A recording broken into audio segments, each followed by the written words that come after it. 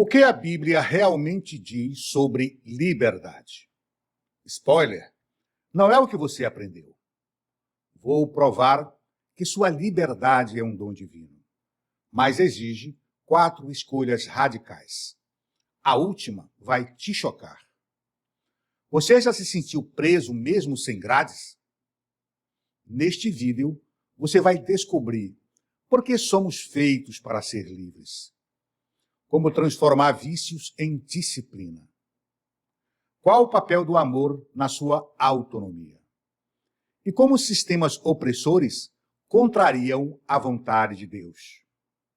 Prepare-se para respostas que vão libertar sua mente e espírito. Amigos e amigas da fé, sejam bem-vindos ao nosso canal. Sou Orlando Asfi, engenheiro civil, empresário e produtor deste canal sobre fé cristã e negócios.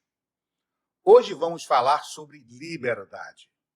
Vamos mostrar por que nós, seres humanos, somos por natureza livres. Que nossa ordem primordial é manifestar a liberdade como extensão da liberdade do Criador.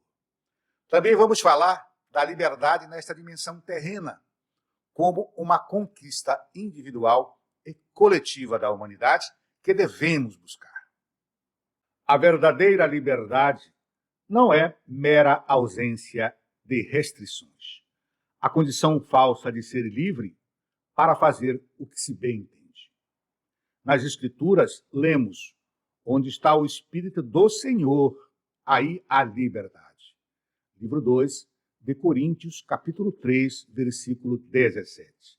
Essa afirmação revela que a liberdade autêntica está intrinsecamente ligada à harmonia com a ordem divina.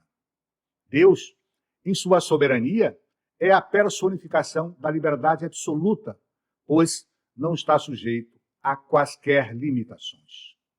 No entanto, sua criação reflete uma ordem perfeita, como declara o Salmo, capítulo 19, versículo 1.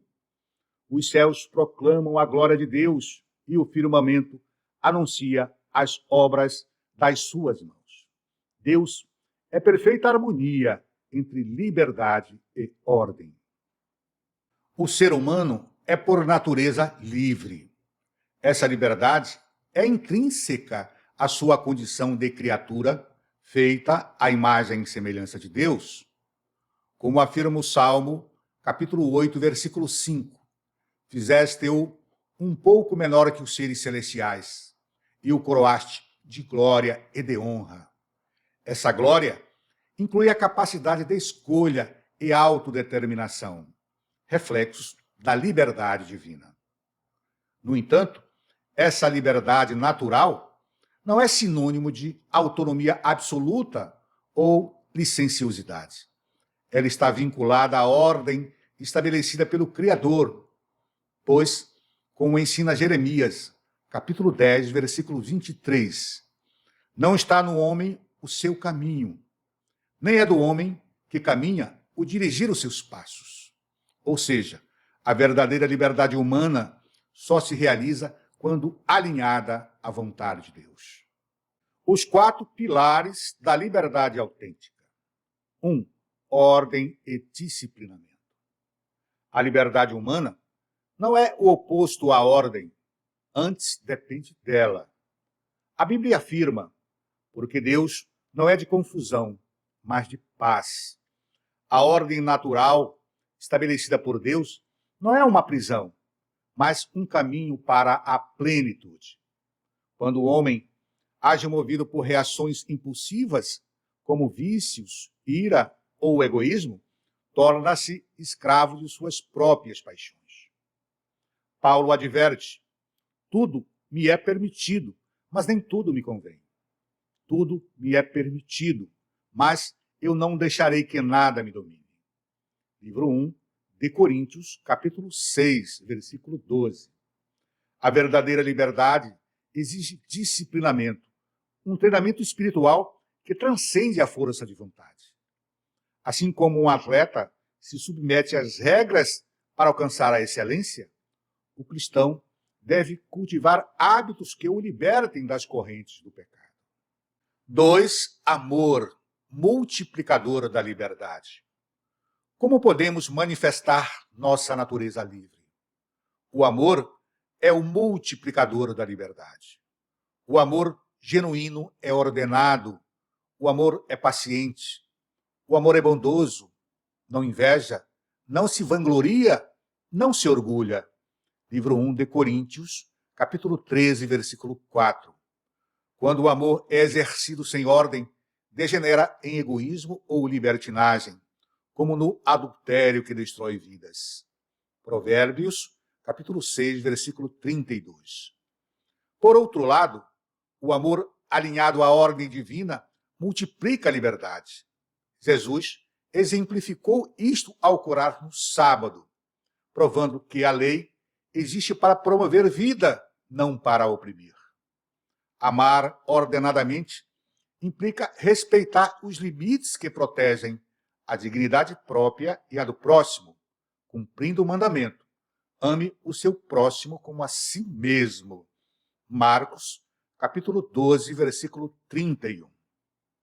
3. Purificação mental, o caminho da liberdade. Para viver em plena liberdade, é necessário purificar a mente de todo sentido negativo que nos aprisionam. Livremo-nos de todo ódio, ressentimento, discórdia, revolta, irritação, descontentamento, tristeza, inquietações, aflições em relação ao passado e das preocupações com o futuro. A mente humana, afetada por mágoas e ansiedades, é um campo de batalha espiritual. Paulo exorta: não se moldem ao padrão deste mundo, mas transformem-se pela renovação da sua mente. A prática diária de oração e a prática do perdão é essencial para essa renovação.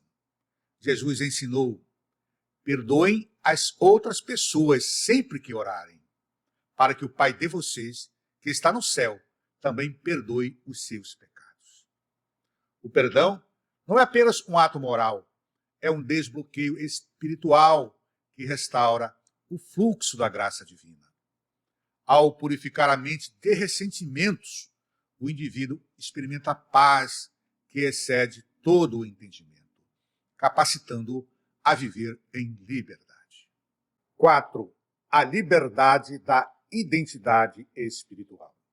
O cerceamento injusto da liberdade humana, como restrições arbitrárias à liberdade religiosa e de expressão, atenta contra a natureza divina do ser humano e pode gerar infelicidades e sofrimentos. A Bíblia deixa claro que a dignidade humana está ligada à sua condição de imagem e semelhança de Deus, o que inclui a capacidade de autodeterminação. Quando os sistemas humanos impõem opressão sem justiça, violam este princípio fundamental. Por exemplo, Deus ouviu o clamor dos israelitas escravizados no Egito e agiu para libertá-los, declarando: certamente vi a opressão do meu povo e desci para livrá-lo. Êxodo, capítulo 3, versículos 7 e 8. Isso mostra que a opressão física e social contraria o coração de Deus. A infelicidade surge não apenas da restrição externa, mas da ruptura entre liberdade exterior e interior. Ainda que aprisionado, o apóstolo Paulo escreveu: aprendi a viver contente em toda e qualquer situação. Ele e Silas, mesmo presos, cantavam hinos, demonstrando que a verdadeira paz transcende circunstâncias. Por outro lado, sistemas que negam direitos básicos, como a liberdade de culto e de expressão, geram angústia, pois sufocam a expressão da identidade espiritual. Provérbios, capítulo 31, versículos 8 e 9, exorta: levanta a voz em favor daqueles que não podem se defender. defenda os direitos dos pobres e necessitados. Amigos e amigas da fé, a verdadeira liberdade não é um destino, mas uma jornada de alinhamento com a vontade de Deus. Como afirma Gálatas, capítulo 5, versículo 1. Foi para a liberdade que Cristo nos libertou. Portanto, permaneçam firmes e não se deixem submeter novamente a um jugo de escravidão. Essa liberdade exige coragem para romper com os vícios, disciplina para amar ordenadamente e fé para confiar na providência divina. A prática espiritual, seja na oração matutina, no perdão diário ou no cultivo do amor, não é um fardo, mas uma via de libertação. Assim como a videira só frutifica quando podada, João capítulo 15, versículo 2, o ser humano só floresce quando submete sua liberdade à vontade do Criador. Que possamos, como Davi, declarar: examina-me, Senhor, e prova-me, avalia meus pensamentos e o meu coração. Dessa forma, a liberdade deixará de ser um conceito abstrato para se tornar uma realidade transformadora, refletindo a glória daquele que é a própria liberdade. Se você gostou desse conteúdo, não se esqueça de curtir, se inscrever no canal e ativar o sininho de notificações para não perder os próximos vídeos. Que Deus abençoe a jornada de cada um de vocês.